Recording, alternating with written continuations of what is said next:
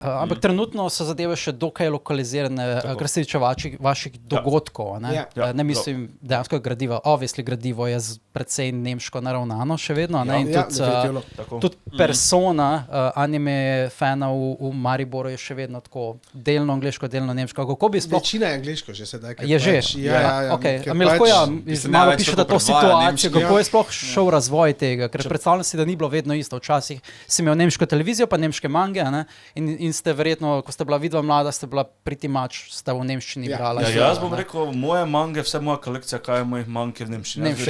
Prvič, pa cenejše so, lažje dobavljive, drugi format je tudi, format je manjši pravi. Meni pa to ni všeč, moram reči angleško, kaj večje. A je nemški format je tudi nemški format je cenejši.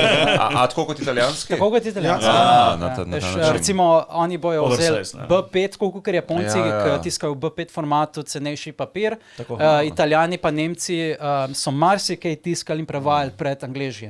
In ko so se zgledovali po Japoncih.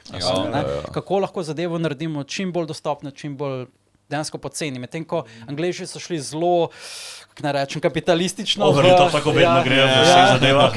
Boljši format, lepši tisk, plastificirano vse, lepo izgleda. Čeprav free-in-one edicije časih so malce čudne. Kaj od Kaze, pa od Crunchy, zdaj ko je prevzel Kaze, načeloma so njihovi formati večji.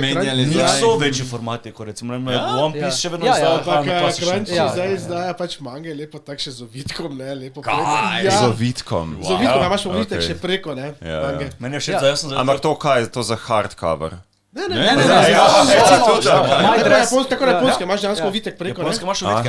Japonske nimajo barvnih platic. Zdaj začeli ovi še coverje preko. Pa Nemci imaš limitirane edicije, ko jih dobiš določen